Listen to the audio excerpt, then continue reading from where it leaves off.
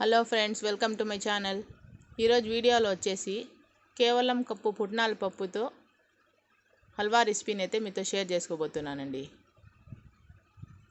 ఇంటికి ఎవరైనా చుట్టాలు వచ్చినప్పుడు లేక ఎప్పుడన్నా ఇన్స్టెంట్గా స్వీట్ తినాలి అనిపించినప్పుడు ఈ హల్వాని అయితే చేసి చూడండి. చాలా రుచిగా ఉంటుందండి. ఒక పీస్ అయితే తుంచి చూపిస్తాను చూడండి, ఎంత సాఫ్ట్గా వచ్చిందో. నోట్లో పెట్టుకుంటే వెన్నెలా కరిగిపోతుంది, అంత టేస్టీగా వచ్చిందండి. అలాగే ఈ వీడియోని కనుక ఎవరైనా కొత్తగా చూస్తా ఉంటే నా ఛానల్ని సబ్స్క్రైబ్ చేయండి, లైక్ చేయండి, షేర్ చేయండి. ఇలాంటి మరికొన్ని ఇంట్రెస్టింగ్ వీడియోస్ కోసం నా ఛానల్ని సపోర్ట్ చేయండి. ఇప్పుడు లేట్ చేయకుండా రెసిపీని అయితే ప్రిపేర్ చేసుకుందామండి.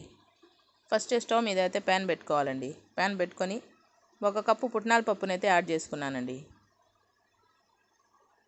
ఆ తర్వాత 1 కప్పు పాలనైతే యాడ్ చేసుకున్నానండి. ఏ కప్పుతో అయితే పుట్నాల పప్పు తీసుకున్నామో అదే కప్పుతో 1 కప్పు పాలనైతే అయితే యాడ్ చేసుకొని ఈ పుట్నాల పప్పుని అంతా పాలల్లో కలుపుకొని ఉడికించుకోవాలండి. చూడండి, ఈ పుట్నాల పప్పు పాలు అయితే కుక్ అవుతూ ఉన్నాయి. ఇలా మధ్య మధ్యలో కలుపుకుంటూ ఈ పాలు అంతా డ్రై అయిపోయేంత వరకు ఉడికించుకోవాలండి. చూడండి, ఇలా కలుపుకుంటూనే ఉండాలండి. చూడండి, ఇలా కుక్ అయితే సరిపోతుందండి. ఇదంతా ఒకసారి బాగా కలుపుకొని స్టవ్ని అయితే ఆఫ్ చేసేద్దామండి. ఆఫ్ చేసుకొని ఇదంతా కంప్లీట్గా చల్లారి పెట్టుకోవాలండి. చూడండి, ఇదంతా బాగా చల్లారిపోయింది. ఇంకొకసారి అంతా బాగా కలుపుకొని ఒక మిక్సీ జార్ అయితే తీసుకోవాలండి. ఈ పుట్నాల పప్పునంతా మిక్సీ జార్లోకి అయితే యాడ్ చేసుకోవాలండి. పాలతో కూడా యాడ్ చేసుకోవాలండి.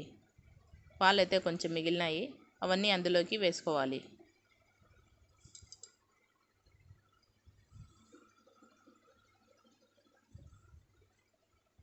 ఈ పుట్నాల పప్పునంతా వేసుకున్న తర్వాత ఏ కప్పుతో అయితే పుట్నాల పప్పు తీసుకున్నామో అదే కప్పుతో 1 కప్పు బెల్లాన్ని అయితే యాడ్ చేసుకోవాలండి. ఆ తర్వాత గ్రైండ్ చేసుకొని ఫైన్ పేస్ట్ లాగా అయితే చేసుకోవాలండి. చూడండి, ఇలా చేసుకుంటే సరిపోతుంది. ఆ తర్వాత స్టవ్ మీద ప్యాన్ పెట్టుకొని 2 స్పూన్స్ నెయ్యిని అయితే యాడ్ చేసుకోవాలండి. ఈ నెయ్యి వచ్చేసి హోమ్ మేడ్ అండి. దీని రెసిపీ కావాలంటే మన ఛానల్లో ఉండాలి. ఎవరికైనా ఇంట్రెస్ట్ ఉంటే విజిట్ చేయండి. ఆ తర్వాత ఈ పుట్నాల పప్పు మిశ్రమాన్ని అంతా ఈ నెయ్యిలోకి యాడ్ చేసుకోవాలండి. నెయ్యి వేడయిన తర్వాత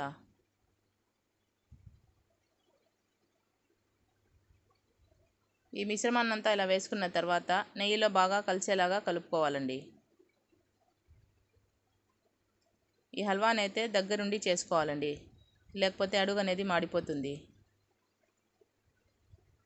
చూడండి, నెయ్యినంతా ఇలా బాగా కలిసేలాగా హల్వాలో కలుపుకోవాలి.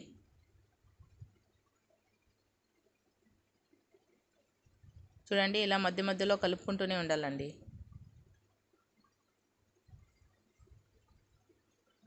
నెయ్యి అంతా బాగా కలిసిపోయింది చూడండి. ఇప్పుడు కన్సిస్టెన్సీ బాగా థిక్గా అయ్యేంత వరకు ఉడికించుకోవాలండి ఈ హల్వాని. హల్వా వేసుకునేదానికి ఏదన్నా ఒక బౌల్ అన్నా ట్రే అన్నా తీసుకొని దానికి నెయ్యిని అప్లై చేసి సైడ్లోకి అయితే పెట్టుకోవాలండి. చూడండి, హల్వా అయితే థిక్గా అయింది. ఇంకొంచెం ఉడికించుకుంటే సరిపోతుందండి. ఇలా ఉడికిన తర్వాత ఇంకొక 2 స్పూన్స్ నెయ్యిని అయితే యాడ్ చేసుకోవాలండి. ఈ హల్వాలో నెయ్యి ఫ్లేవర్ అనేది బాగుంటుందండి.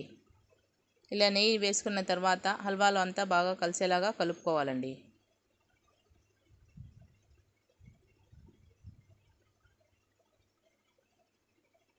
నెయ్యి అంతా బాగా మిక్స్ అయ్యేలాగా కలుపుకొని కన్సిస్టెన్సీ బాగా థిక్గా అయ్యేంత వరకు ఉడికించుకోవాలి. చూడండి, ఇలా ముద్దలాగా వస్తే సరిపోతుందండి హల్వా అనేది. ఇప్పుడు నెయ్యి అప్లై చేసి పెట్టుకున్న గిన్నెలోకి హల్వానంతా వేసుకోవాలండి. ఈ హల్వాని ఇలా వేసుకున్న తర్వాత ఏదన్నా ఒక గ్లాస్ తీసుకొని దానికి కొంచెం నెయ్యి అప్లై చేసుకొని ఇలా బాగా స్ప్రెడ్ చేసుకోవాలండి. గిన్నెతో అయినా గ్లాస్తో అయినా స్ప్రెడ్ చేసుకోవచ్చండి. చూడండి, ఇలా స్ప్రెడ్ చేసుకున్న తర్వాత కంప్లీట్గా చల్లారబెట్టుకోవాలండి.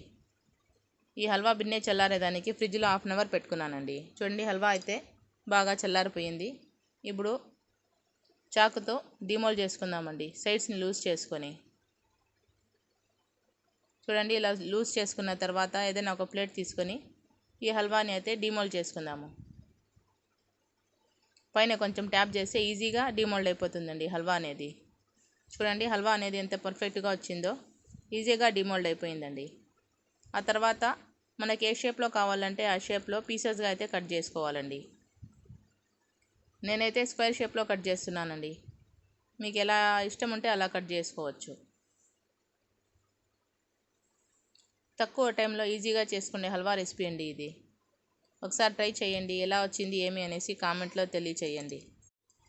ఇలా హల్వాని అంతా కట్ చేసుకున్న తర్వాత జీడిపప్పు తీసుకొని గార్నిష్ చేసుకుంటున్నానండి.